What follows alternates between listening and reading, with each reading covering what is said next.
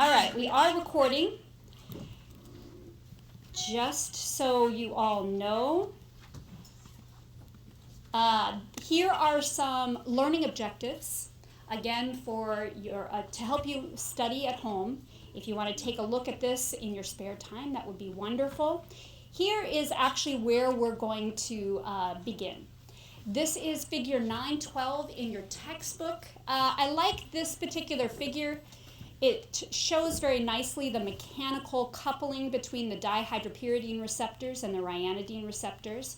I'll come back to this particular slide, but I am going to lecture from this slide today, and I'll revisit. It's basically giving you the exact same information. It's just a little easier for me to talk about. Okay, so last time what we discussed was how the action potential propagates. We talked about the chain of events that occurs at the neuromuscular junction. So when the action potential propagates down the neuron, this is the motor neuron, it depolarizes the axon terminal end, making that inner leaflet a lot more positive inside relative to outside. That triggers a voltage-gated calcium channel, which allows for calcium to flood into the intracellular space inside the axon terminal end, which binds to docking proteins that promotes vesicle fusion. Vesicle fusion then releases acetylcholine into the synaptic cleft. They're like little packets. So this should be a review for everybody. I'm just going through it one more time just to kind of put everything together. Acetylcholine is released into the synaptic cleft. It binds to the ligand-gated receptors called nicotinic acetylcholine receptors. These are ionotropic, so they allow for non-selective cations, both sodium and potassium, to move across the membrane, which is enough to depolarize the end plate. These end plate potentials are graded potentials. Okay? You don't need any summation though. These graded potentials can ripple out, right? Remember, those waves ripple out from each one of those nicotinic acetylcholine receptors, depolarizing the end plate and triggering action potentials outside the end plate along the sarcolemma. Remember, that's the plasma membrane of muscle. Okay, that's where we left off. We covered that on Friday. If you want to review that video that I'll be posting today will give you all of that information. I just gave it to you in a very succinct way this morning. All right, so here's where we left off. The action potentials then propagate along the sarcolemma and dive deep into the interior of the muscle, down the T-tubules. Those are called the transverse tubules. Action potentials propagate down the T-tubules until they reach a voltage-gated calcium channel called dihydropyridine receptor. I'll go ahead and put that on the document camera. Slow down a little bit. The hopefully you guys can all see this. I'll blow it up here. Okay. Dihydropyridine receptors. This is dihydropyridine receptors.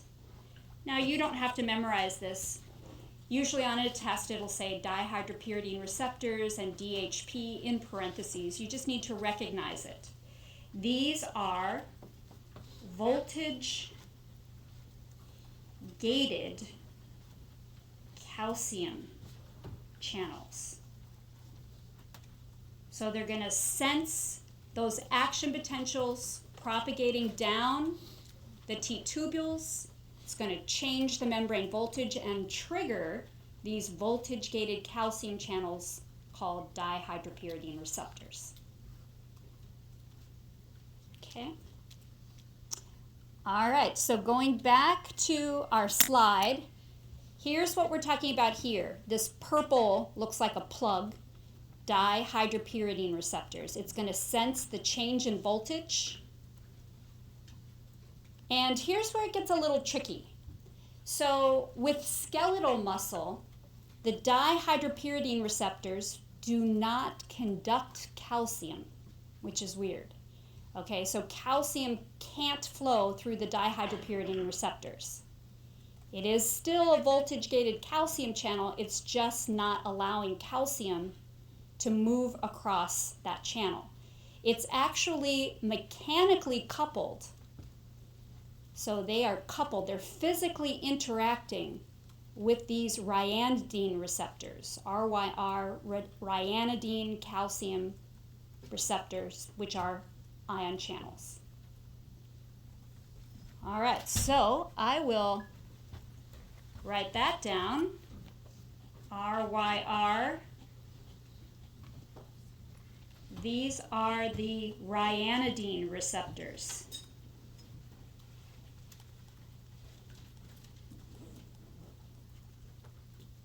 Again, both of these are ionotropic. They are ion channels.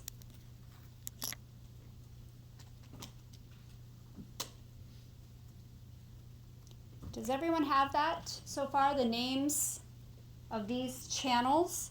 All right, so if I go back, here's where the ryanodine receptor is. This ryanodine calcium channel is in orange, and the dihydropyridine receptor is in purple. All right, so again, with skeletal muscle, they just physically interact with each other. With cardiac muscle, it's a little bit different. With cardiac muscle, the dihydropyridine receptors are conducting calcium. So calcium floods into the intracellular space, and then it's calcium that activates the ryanodine receptors. So this is called calcium-induced calcium response. Okay, calcium-induced calcium response.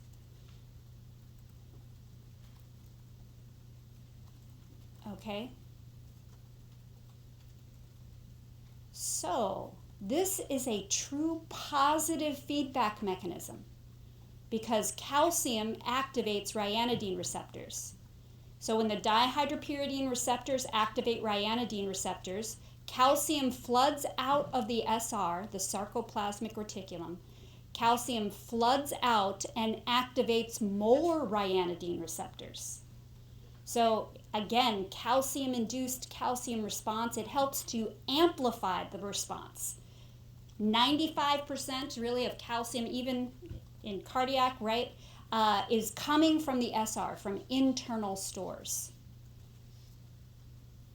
Now don't forget, with skeletal muscle, this is an all or none event. Once you activate these muscles to contract, they contract to their shortest possible length. All or none.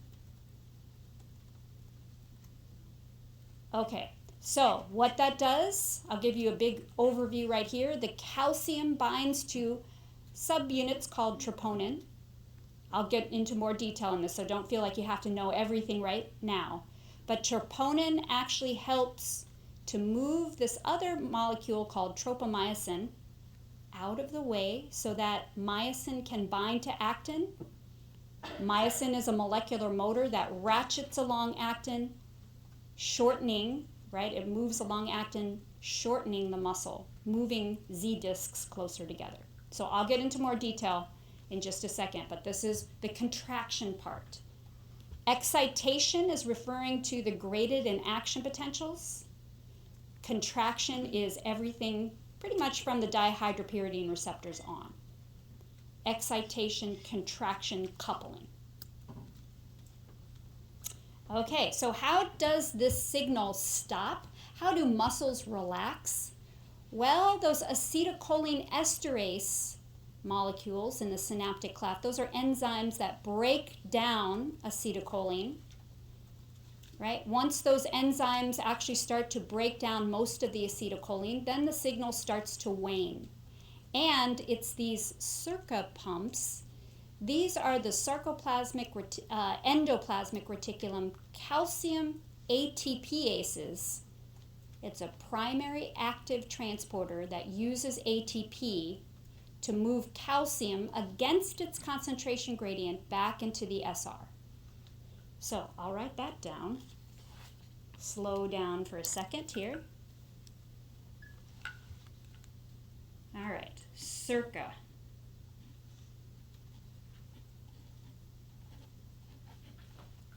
Sarca. This is the sarcoplasmic and endoplasmic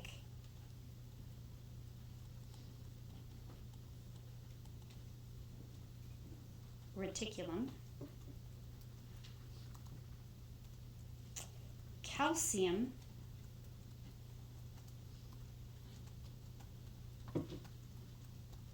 ATPase. So this is a primary active transporter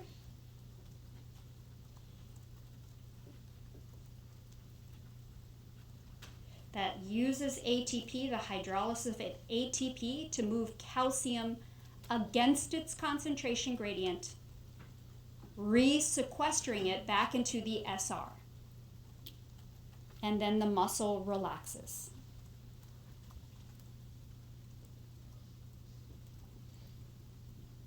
Okay, does everyone have that? All right. So,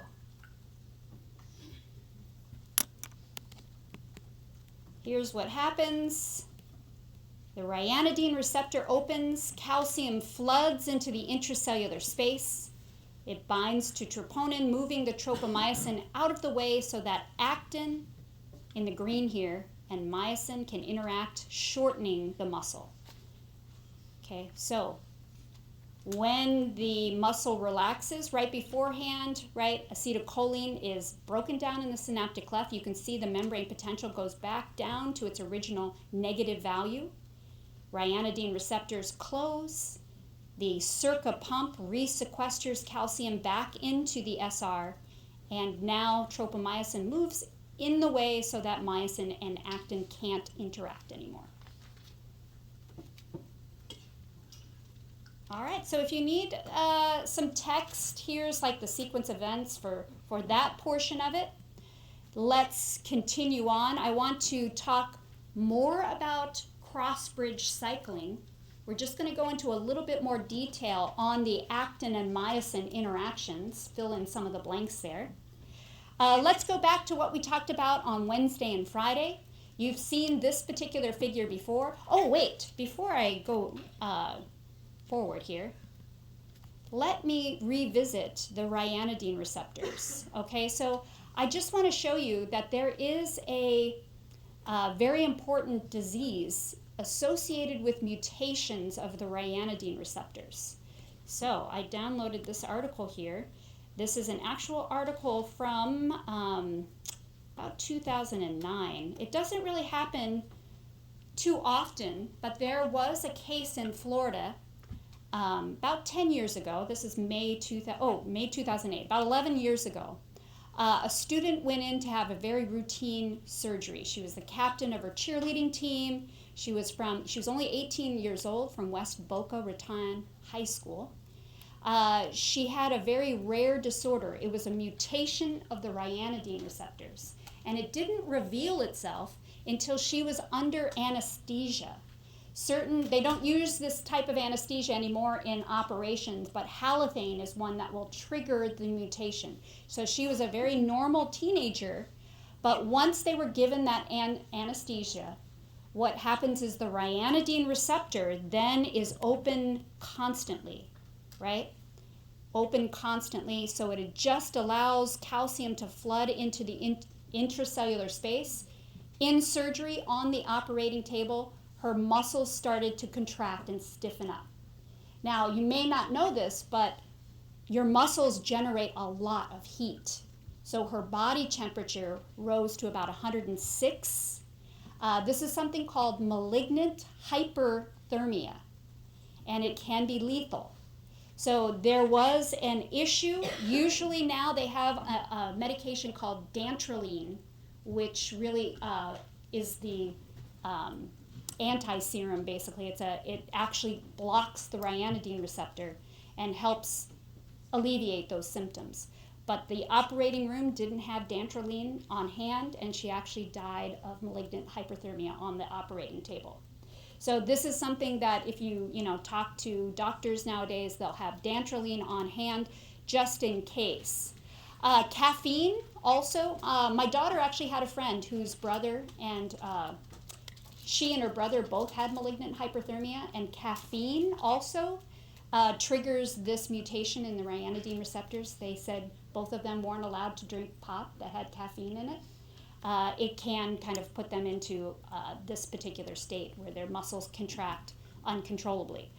So he found that out. I'll post this as well. This is a nice kind of tutorial on malignant hyperthermia, giving you a brief history of how it was characterized and diagnosed. See, this is what we're learning today. Obviously, you can kind of go through that and see how malignant hyperthermia applies to today's lecture, which is pretty cool. I will post that after today's lecture. So, ryanodine receptors, this causes malignant hyperthermia. Here's how you spell that, malignant hyperthermia.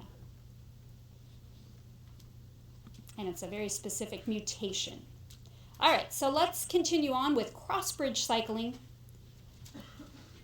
All right, so you've seen this particular diagram. This is a whole muscle. It's organized into bundles of fibers, and then each one of these kind of cylinders within the bundle are the muscle cell itself. Remember, the muscle cells are called muscle fibers. Okay, they're not called myofibrils, right? Myofibrils are these cylinders within the muscle cell itself, the muscle fiber, and that's the contractile units. This is where the actin and myosin are. Actin and myosin. The myosin here is in red, the actin is in green, and I'll talk about these Z discs in just a second. So, let's take a closer look at these myofibrils. Remember, myofibrils are the organelle within the muscle cell. Okay, here's how they're organized. Myofibrils. You can see here from Z disc, it kind of looks like a Z here, right? It's organized in what looks a little bit like a Z under the electron microscope, and Z disc. Now, technically, the definition of a sarcomere, the single unit of contraction, is from Z disc to Z disc, okay? Single unit of contraction is defined from Z disc to Z disc. And remember, striated muscle is organized in sarcomeres. Okay, so if you actually just take a look at the area that only contains actin in green, that's basically from myosin head to myosin head, right? These are called the I band. The I band, again, is only actin. And on the scanning electron microscope, it's very light in color. The H zone is only myosin, only has red myosin. So if you did a cross section, you'd only see myosin. And then there's a little bit of an area where the actin and myosin overlap. And then technically the A band is from one myosin head to the other myosin head. The M line holds those myosin molecules together. So when the muscle contracts, imagine this, when the muscle contracts, the Z discs are brought closer and closer together because the myosin are actually tail to tail and they're walking along the actin in opposite directions, pulling the Z discs closer together, causing muscle contraction. All right, so again, here's what you're seeing with the I band. All you see is actin. They're thin filaments. Sometimes actin are called thin filaments. H zone is only myosin, the thick filaments.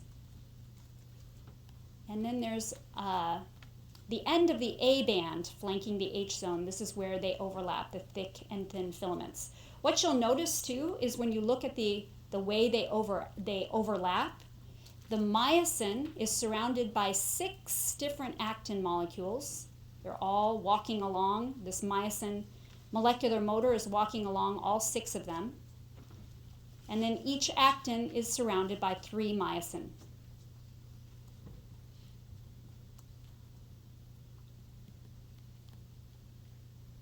All right, so this is giving you a little bit more detail about the actin and myosin. Again, the myosin is in red, the actin is in green.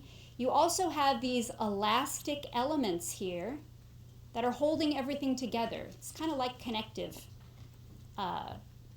molecules. Titin is one. You can think of them almost as springs. And nebulin is another. These are the elastic elements. The contractile elements are actually myosin and actin. The elastic elements are titin and nebulin. So let's first kind of see how myosin is organized. All right, myosin, these are the thick filaments, are organized tail to tail. You can see how the head regions are on the outer part of the A band. They are organized in hexamers. Each single myosin molecule is a dimer, basically. It has a long tail region. The neck region has light chains. This is where a lot of regulation occurs. And then the head region has an actin binding site and an ATP binding site.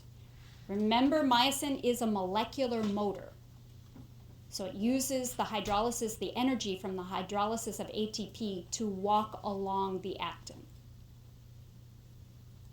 So, single myosin molecule is made up of hexamers on both ends. And now you can see a thick filament is actually made up of 300 myosin hexamers. These are actually myosin 2. And again, they're organized tail to tail, so the head regions are on the outer part. All right, so let's go into more detail on the thin filaments, the actin. This is F-actin. These globular actin molecules come together to form a filament, filamentous actin. They're capped on both ends by tropomodulin and cap Z to keep them from what's called treadmilling. So the minus end, a lot of the actin globular molecules come off, and they actually reattach at the positive end. It's called treadmilling. And to prevent that, to stabilize the actin, you have these cap molecules called tropomodulin and cap Z. Now, you'll also notice that it's decorated by troponin, right here, and a long filamentous molecule called tropomyosin. And you can actually see that tropomyosin is blocking this little black spot. Let's go, you can see it here. Little black spot, that's the actin-myosin binding site. So the tropomyosin is blocking it at rest when there's no calcium around.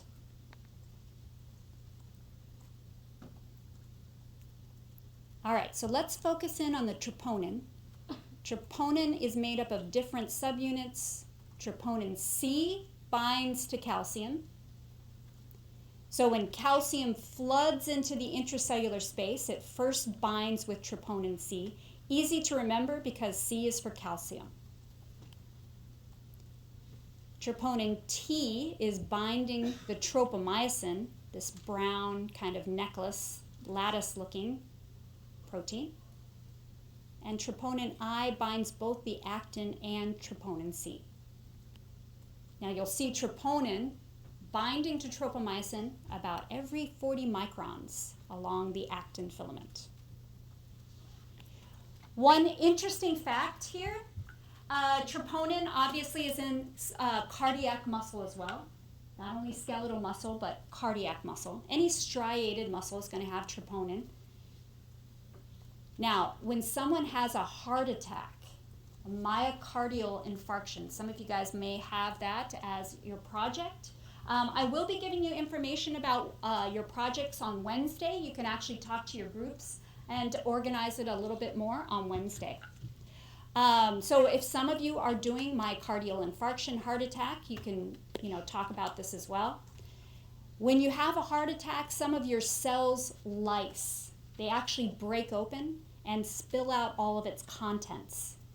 To actually test to see if someone had a heart attack, they look for troponin in their blood, right? If they have floating troponin in their blood, pretty good sign they had a heart attack. Like Bernie Sanders, right? Last week, I think he suffered from a heart attack. They probably were checking his blood for troponin the minute he entered into the hospital, okay? So, one way to remember troponin. All right, so here's how it works, right? When calcium, you can see that here, when calcium floods into the intracellular space, it binds to troponin C, moving the tropomyosin out of the way. You can see that's how it works here. Here's the myosin head in yellow. The actin is in red. Without calcium, the tropomyosin is in the way.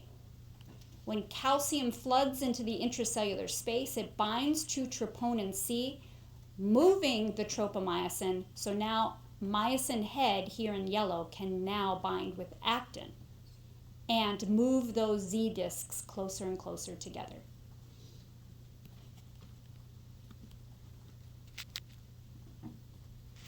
All right, so let's put it all together. I'm going to talk about it from this. You can kind of look at this diagram, or I have these great hand motions that you can kind of follow along with. This is how Crossbridge Cycling works, okay? Crossbridge Cycling. So you'll notice here when the myosin head, we're talking about this part of the figure right here. When the myosin head right here is energized, it's always energized, and when calcium rises, once that myosin head can bind to actin, you can see the ATP has already energized the bridge, already hydrolyzed. So you have an ADP and an inorganic phosphate that are now attached. So ATP has already energized the bridge, okay? So calcium floods into the intracellular space. If this is the myosin head and this is the actin molecule, the myosin can now bind with the actin, okay? Once that ADP and inorganic phosphate detach or dissociate from the myosin head, that's what causes the power stroke, right? It moves from a 90-degree angle to a 45-degree angle, okay? Then it requires ATP to dissociate the myosin head from the actin molecule. So now ATP is bound, and then once ATP is hydrolyzed to ADP and pi, it re-energizes the bridge and binds again. ADP and pi dissociate, power stroke. ATP binding helps to dissociate the two, and then the hydrolysis of ATP re-energizes the bridge. And it just keeps moving those Z discs closer and closer together. Okay? So let's go through this. Now it's a little bit easier to talk about. ADP and pi are already attached to the myosin head. Once they dissociate or detach from the myosin head, it causes the power stroke, moving the actin and the Z discs closer to each other. ATP is required to re-energize the bridge. The hydrolysis, right? ATP binds and it detaches, and then the hydrolysis of ATP re-energizes the bridge so it can attach again.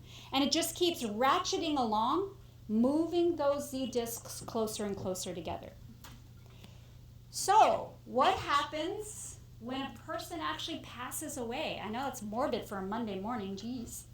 All right, what happens is ATP leaks out of the cells, leaks out. So there's no ATP, and the myosin head is bound to the actin molecule. Does anyone know what this is called? Rigor mortis. That's right. So I'll go to this next part, this slide here. Right? That's what's called rigor mortis. So once the ATP filters out, is actually just moves out of your cells, right? Then the myosin head and the actin are permanently bound together, and that's what causes rigor mortis.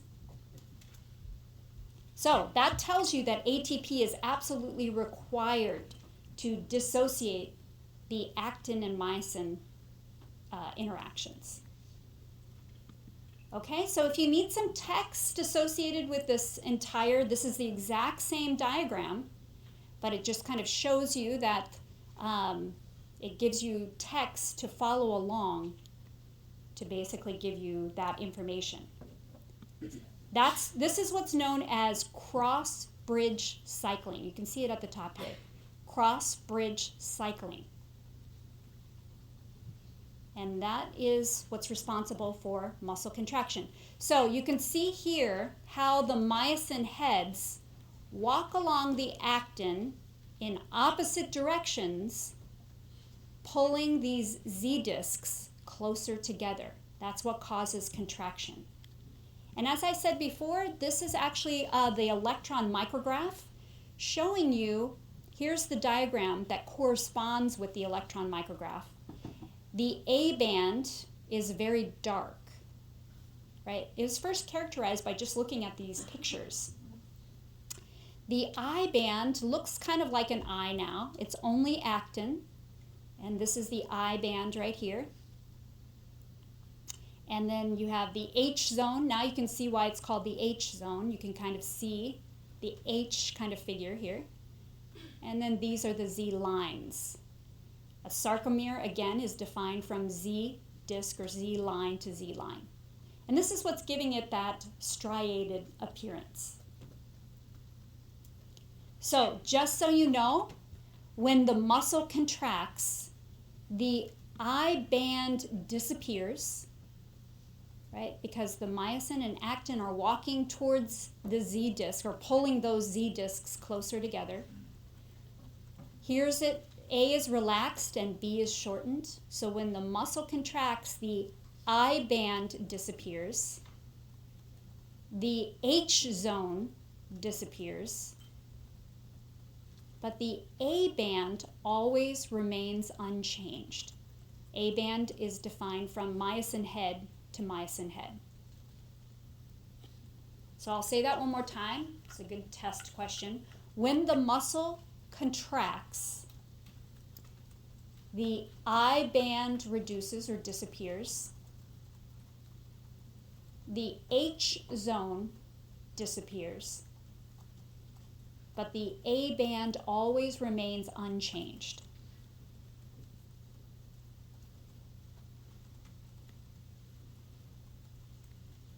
All right, so we come to our fun Monday. It's a worksheet.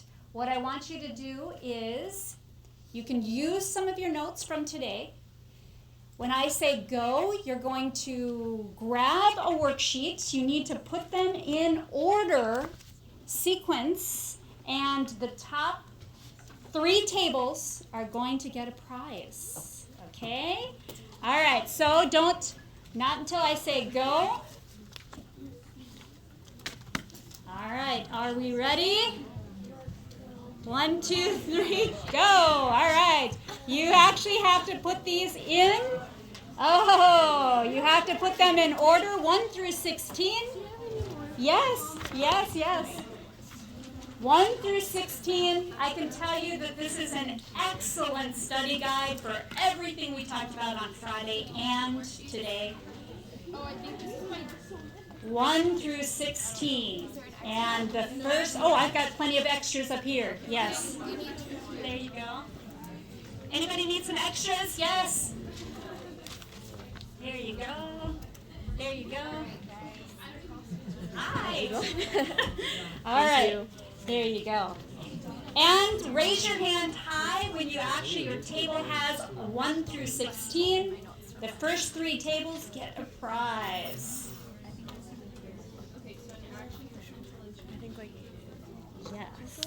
There you go. thank you. Yeah. Yeah. 1 through 16.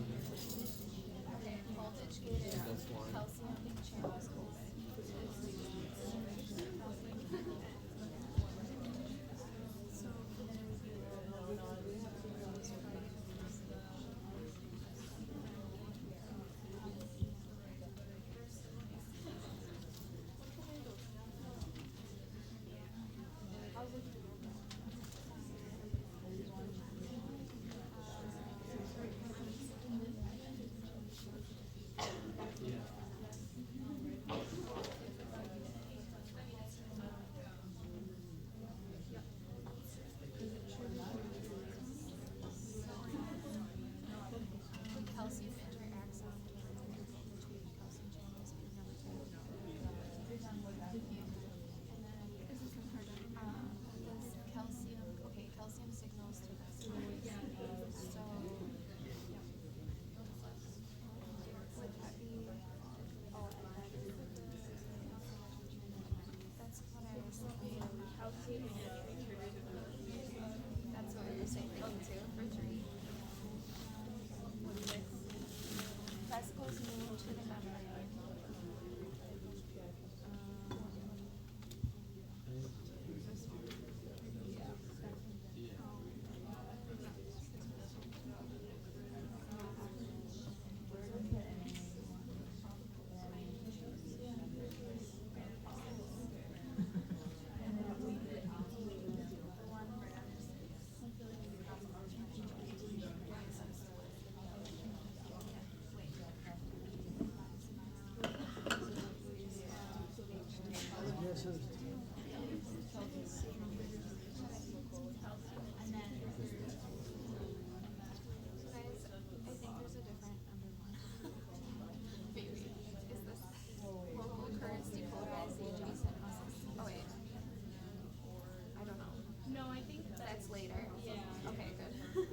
It has to start from the motor neuron to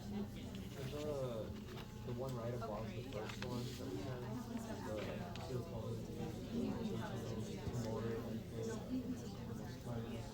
and then number 4 is acetylcholine binds the nicotinic. Yeah, because it's the one right above what we said before. So it's acetylcholine You guys got it? from axon terminals to motor and blade.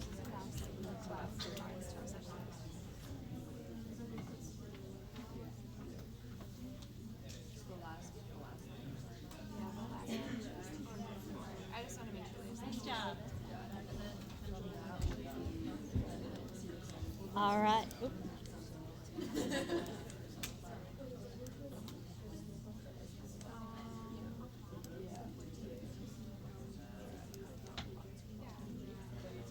All right, we already have a table who's a winner. All right, table 8 over here. You guys are winners. Okay, so what would you like? Reese's early in the morning here. We've got Kit Kats, and we have sour gummy worms. Reese's, there you go. Congratulations. Oh, all right. Okay. Let's do this. The first one is actually potential mystery top of it. Oh wait. All right, nice job. You guys got that right. Yes. What would you like? Kit Kats or unicorns? Kit Kats. All right. Anybody else? Not yet? One more table. One more table. You guys get sour, bright, crawler, worms.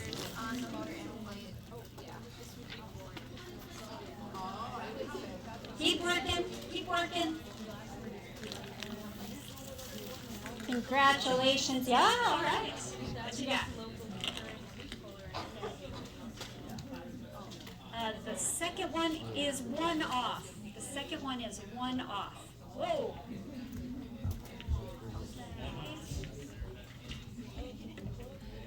All right. The second one is one off. Second one is one off. Okay, what do you got? You're still working. Okay. Did you have a question, Des? No. No, okay. No worries. Okay. Anybody else? Looking around.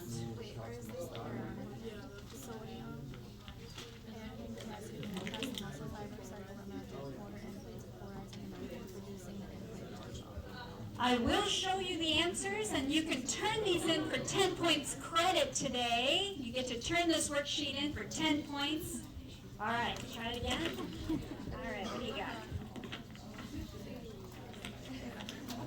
Did you guys, what about the fourth one down, the tab, sodium and potassium? We got our final winner. Nice job. Yes, nice job. Congratulations. All right. So I want you to know that this is a terrific study guide. Study guide. You can write that up at the top if you'd like. I'm going to go ahead and give you the answers. Correct your answers. Correct your answers, and when you take off, I guess we're about 5 minutes early. When you take off, you can actually just put your sheets in the back here by Magna, and you will get 10 points today for these worksheets. I have a question. Yes, question. For our extra credit, is it 5 out of 5 or 5 out of 0? 5 out of 0. Okay. Yes. So it's 5 out of 5 on mine, but I don't know how it counts. So on mine, it actually says exclamation point. Yeah, oh, okay, because mine says does not count towards total points. Yeah, so it should be on top of everything. It should be pure extra credit, yes. Yep, yep. Yeah, you guys, we were figuring it out. I'm pretty proud of myself. Yes. We didn't have anything wrong yet. Did you need a worksheet? Yes. All right. There you go. Thank you. Brady, I actually have yours. I'll put them up here. So these are just after presentation. You don't have to grade it. They're self-grading. So. All right. Once you're finished and you have all the answers. Oops, I took the answers away. Once you have all the answers, go ahead and just turn them in. Have a great Tuesday. I will see you on Wednesday.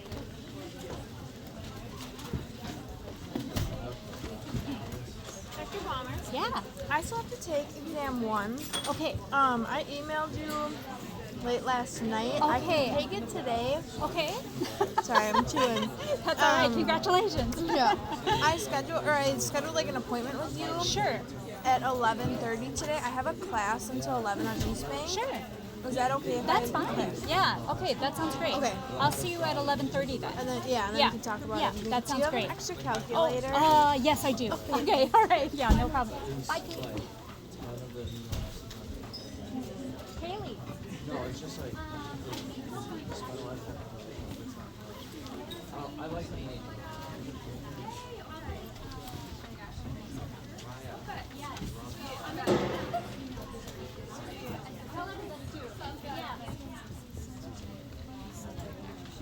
Oh, that's fine. Yeah. Okay. I know. Yeah. If I find anything else.